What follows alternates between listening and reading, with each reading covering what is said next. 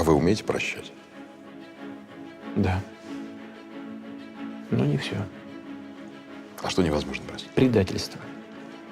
Russian generals keep disappearing. Ever since Prigozhin's coup, Putin has been on a rampage of taking care of anyone he deems untrustworthy. You see, over the past 2 decades, Putin built a figurative castle around him with people he knew he could trust. But the Prigozhin coup showed cracks in his system. When he was just hours away from being overthrown, he realized that some people in his inner circle aren't as trustworthy as he had believed them to be. So since then, he's cleaned house and purged anyone he deemed a threat. He has started rebuilding his circle in hopes of keeping power for as long as possible. So in this video, let's go over generals Putin has removed, why he removed them, and how he plans to build his new circle to protect himself from a coup like Prigozhin. First, be sure to hit the like button below. YouTube is not a fan of us covering this war because these topics are not advertiser friendly, so oftentimes the algorithm restricts our videos. That's where your likes play a huge role in helping the videos reach. Let's start with the general who faced the harshest punishment. That's Prigozhin. Now we all know that he recently died in a plane crash, but as may remember, initially Prigozhin had no problem with Putin. When he launched his march against Moscow, he was doing it to capture Ministry of Defense leaders Shoigu and Gerasimov. He claimed they were incompetent and were the reason behind Russia's failure in Ukraine. But when the march was launched, Putin went on national television and called Prigozhin a traitor and threatened that his actions will not be forgiven. This is when Prigozhin replied, saying that he denounces Putin's word, and he promised in the speech that Russia will have a new leader soon. This is clearly when Putin got scared, but luckily, his buddy Lukashenko stepped in and stopped the march. But Putin wasn't going to let this betrayal slide. When Putin made a deal with Prigozhin to let him live in exile in Belarus, many were surprised by the fact that Putin had just forgiven such a brazen effort to overthrow him. But clearly, that wasn't the case. It took longer than expected, but Putin did in fact take care of Prigozhin. We have seen some reports about Prigozhin having a plan in place in case he's killed, so we're speculating here that this was the reason why Putin waited so long to take care of Prigozhin. He waited to make sure he could take out all the Wagner commanders at once. That way, whatever plan Prigozhin had in place wouldn't be carried out. As many of you probably heard, there are roughly 10 people on the plane with Prigozhin, including Wagner's second-in-command, Dmitry Utkin. They all died with Prigozhin when the plane crashed. That was Putin sending a message: betrayal can never be forgiven. Another general that allegedly helped Prigozhin in the coup was Sergei Surovikin. Surovikin was one of the first ones to publicly release a video calling for Prigozhin to stop his march on Moscow and turn back. While later, the news came out that Surovikin might have already been arrested by that point, and that video was most likely a hostage video. It was very surprising when this report came out because General Surovikin is a respected military leader who helped shore up defenses across the battle lines after Ukraine's counteroffensive last year. He was replaced as the top commander in January but retained influence in running war operations and remains popular among the troops. Many pointed out Prigozhin would not have launched his uprising unless he believed that others in positions of power would come to his aid, and Surovikin might be one of those who supported him. Prigozhin had worked with General Surovikin during Russia's military intervention in Syria and had described him as the most capable commander in the Russian army. It is quite likely that Surovikin didn't have a problem with Putin, but wanted to replace Shoigu and Gerasimov as head of the Ministry of Defense. Surovikin and Prigozhin have both brushed up against Shoigu and Gerasimov over tactics used in Ukraine. Later documents also show that Surovikin was an honorary Wagner member and acted as a guarantor of Wagner's good conduct in the operation. After being arrested, it was reported that he was regularly questioned by FSB agents and even tortured badly during these questioning sessions. Of course, we can't go into details about the torture because YouTube would most definitely delete the video. Not sure what exactly was found during these questioning, but it's quite clear that Surovikin was involved or at least had knowledge of Prigozhin's coup. Luckily for him, due to his high ranking in the Russian military, or maybe because of him being by Putin's side for 30 years, or maybe because in 2017 Putin awarded him the highest honor in Russia, he was not disappeared forever, if you know what we mean. Just recently, Russian media reported that he was removed from his post, but he is still alive. Next one on the list is Ivan Popov, another general who was at the front lines. General Ivan Popov was the commander of the 58th Combined Arms Army in the Zaporizhzhia region. He is one of the most senior officers to have taken part in the bloody Russian campaign in Ukraine. Popov has raised questions about the lack of counter-battery combat, the absence of artillery reconnaissance stations, and the mass deaths and injuries of our brothers from enemy artillery, in a voice note published on Telegram. Then, he was fired and removed by none other than Shoigu. The reason for this quick dismissal was quite clear. This happened soon after the Prigozhin coup. Regular viewers have been following our coverage coverage probably remember that before his march, Prigozhin himself published multiple videos on his Telegram criticizing the Russian Ministry of Defense. Those videos slowly escalated to full-on march towards Moscow, so Putin had learned his lesson, and this time around, he wasn't going to let Popov do the same thing. That's why Popov was relieved of his duties as soon as he raised concerns. Crazy part of all this is that issues Popov brought up were all valid issues that should be fixed. As he pointed out himself very soon,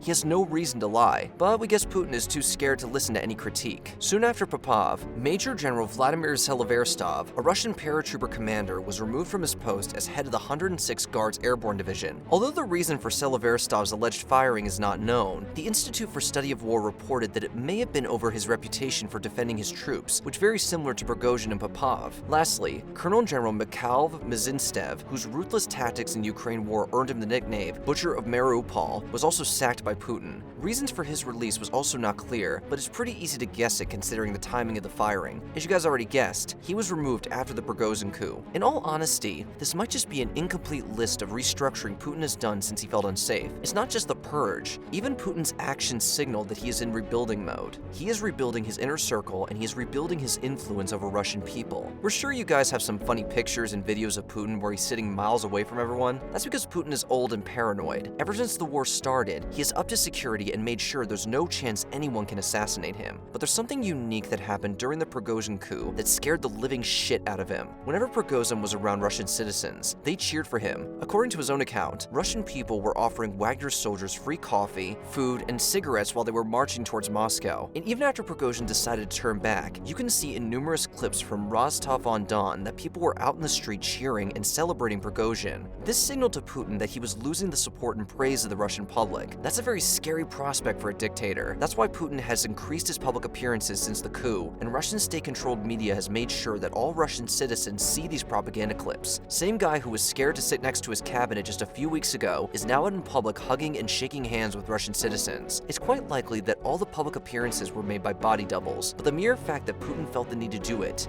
shows that he is working hard to make sure Russian public doesn't lose trust in him. Putin is rebuilding his inner circle and public image, all in hopes of staying in power as long as he can.